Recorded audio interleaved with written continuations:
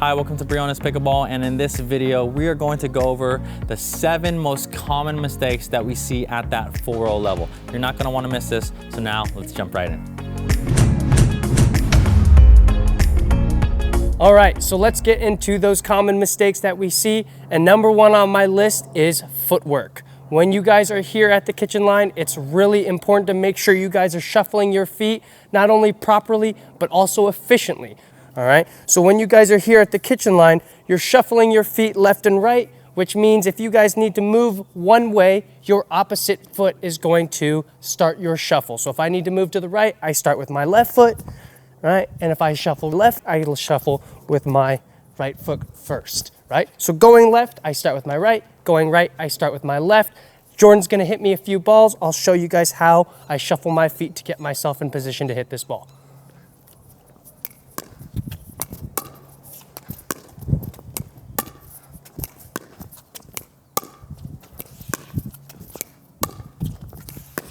Moving your feet efficiently allows you to get yourself in a good spot to make these strokes and swings a little bit more consistent as well. If you guys get stuck in mud or find yourself off balance, your swing now is doing different things, which makes you guys more inconsistent. All right, so now let's jump into common mistake number 2, and that is attacking at the body or at the torso here. Now, at lower levels, I know that players can get away with a lot of things, speeding up the ball, just hitting it really, really hard at the opponent.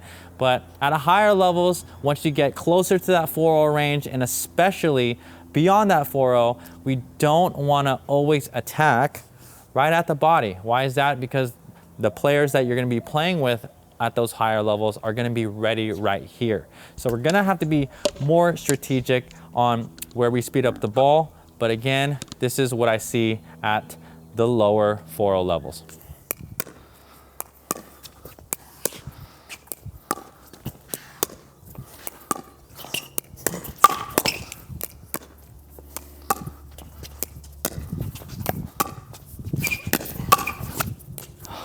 That's right, baby.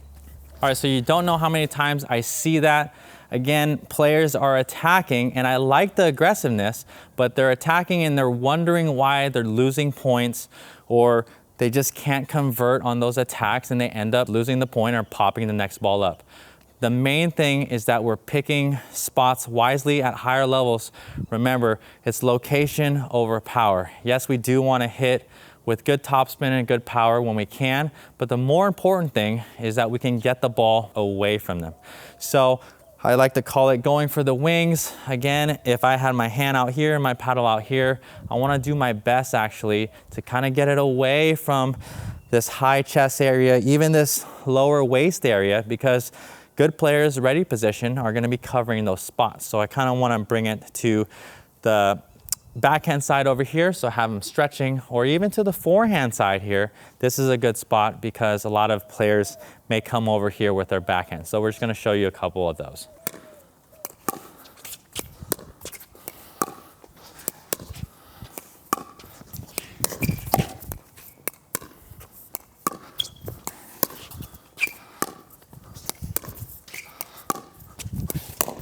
All right, so like you saw on those, trying to get it away from that torso, away from that waist. If we can get it at least a foot or 2 away from that center mass, you're gonna have a lot better result most of the time.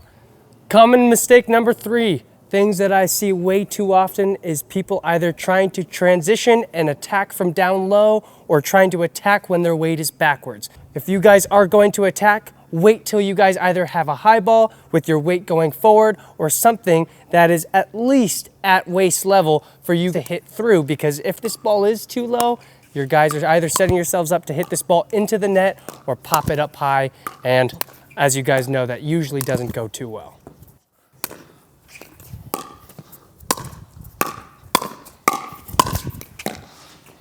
So that's a few things I see way too often, either trying to attack off that back foot or maybe trying to attack something that's a little bit too low, right? Keep in mind, you need something a little bit higher to attack.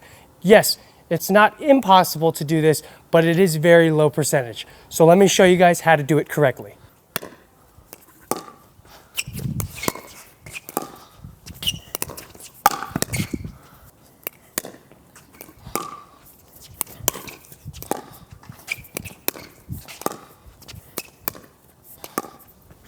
As you guys can see in those examples, the balls that were below my knees, I decided to reset and try and drop them at my opponent's feet. The ones that were a little bit higher, those were the ones that I tried to attack. So you guys have to pick and choose which ones you guys think you should reset and which ones you guys are going to hit with pace. Hi, if you're enjoying this content, go ahead and give this video a like and don't forget to subscribe. Also, if you're interested in exclusive on-court training with me, go ahead and go to brionespickleball.com. Now, let's get right back to the video. All right, so now let's hop right into common mistake number 4, and that is constantly allowing balls to bounce and stepping back off the line. Now, there are definitely times we want to maybe give ourselves some space and step back off the line, but one of the things that I see lots of players doing is that they're doing that on almost every ball. So number 1, their weight's falling back, okay? And that's not a total issue, but it is an issue if we are falling back and hitting. So if you're gonna step off the line, make sure you step back in your balance. But the other thing is, I see players do is they step back and they continue to be pushed back more and more. So now that they're in a more tough position that they were in previously, and again, that puts your opponent in a much better attacking position. So this is what you don't want to do.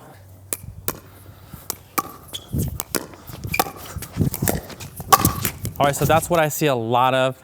Again, at times it's okay to step back off the line, but if you're gonna do that, do it early, and when you hit the ball, make sure you close back into that non-volley zone.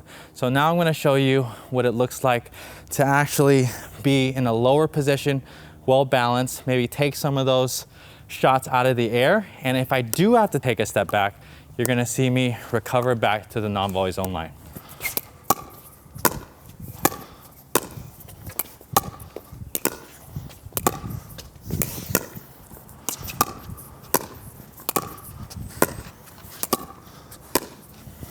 Okay.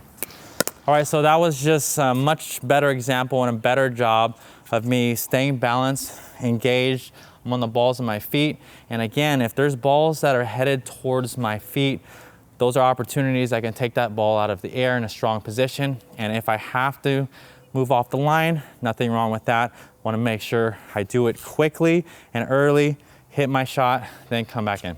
One thing to also keep in mind is when Jordan is up here at the kitchen line, I can't see his feet over the net. But as Jordan takes 1 or 2 steps back, I can see his feet, which means he is now susceptible to me attacking him. So if you guys find that you guys are getting pushed off the line and people are now adding pressure to you, you guys won't feel that pressure if you guys stay up at that kitchen line. Common mistake number 5 that I see is people working on their strengths, not their weaknesses. If you have a great forehand, make sure to work on your backhand. Don't just run around and keep hitting the forehand. If you guys like to bang the ball hard, work on your slow game. If you like to play the slow game, work on that fast-paced game. Anytime you guys are at the pickleball court, continue to work on the things that maybe you struggle with or have a hard time finding consistency with. Yeah, really good tip, Caden. Again, I see a lot of one-dimensional players out there. What I mean by that is kind of just what Caden just said. Let's say you're really good at hitting hard shots. You're kind of a banger and you like to hit hard balls and hit it hard all the time and you have some success there. That's really great. On the flip side of the coin, I do coach a lot of players that really have studied the soft game and have worked on their soft game, but it really lacks when players are speeding up the ball at them. So they're really good at placing shots, hitting dinks, but now when the ball's getting attacked at them, they really struggle. So whatever side of the spectrum you are, as a good, complete pickleball player, we wanna make sure that we have a complete package, the complete game. So just like Caden said, if you have a weakness, work on it. It's really important. You're gonna have to put in the time and the work, but you're gonna see the results in the long run. All right, so now let's hop into common mistake number 6, and that would be not getting comfortable in the transition zone. All right, when you're at lower levels, 3-0, 3-5, you're probably not gonna play much in here. There's a lot of action from the baseline and maybe at the kitchen line here, and the players you're playing against may not put a lot of pressure on you on your way up to the non-volley zone. But once you get into higher levels, you need to start training and getting very, very comfortable hitting resets and learning to control the ball from the transition zone. Okay, so resets are big. Obviously, I'm gonna be coming in after my third shot drop from my partner or from myself. Whether you're hitting a drive or a drop, you're gonna be working your way through here. Now, if your opponent is doing their job, they're going to be hitting at your feet, and this is why it's very, very crucial to work on these shots, controlling them softly, making them land in front of your opponent so that you stay out of trouble, okay? So a really simple drill that you can do with a partner is be somewhere in this transition zone. I'll start by feeding a ball into the non-volley zone, and he's just putting pressure at my feet. And the key focus for me is I wanna be in an open stance, wide and balanced, okay? If you haven't practiced your resets before, get out there and start practicing. Okay. All right, so those were a couple good resets there. Remember, balance is key, staying low, and all I'm trying to do is stay out of trouble, because if I'm in this position, I'm trying to force a low contact so that it gives me time to come in, and also makes it harder for them to press it more and more at my feet. So again, start practicing your resets in here. It's super crucial, especially at higher levels. Common mistake number 7 that I see way too often is players not practicing or drilling. When you guys get to a specific level, the only way you can improve is repetition. And not only repetition, but good repetition. When we're here, we like to practice our dinks, we practice our volleys, we practice our overheads. We then go back to the transition zone, just like Jordan showed you. We come back to the baseline, practice our drops and our drives, maybe some serves and returns, but we make sure that we practice every single aspect of the game. So once we do go into a game, it's everything that we just practiced. And to end it off, we like to practice some skinny singles. Skinny singles is a great way to practice your doubles game without actually having to need 4 players. And of course, being that it is skinny singles, you do have to be a little bit more precise because you only have that half court to work with. Ow! Oh, come on.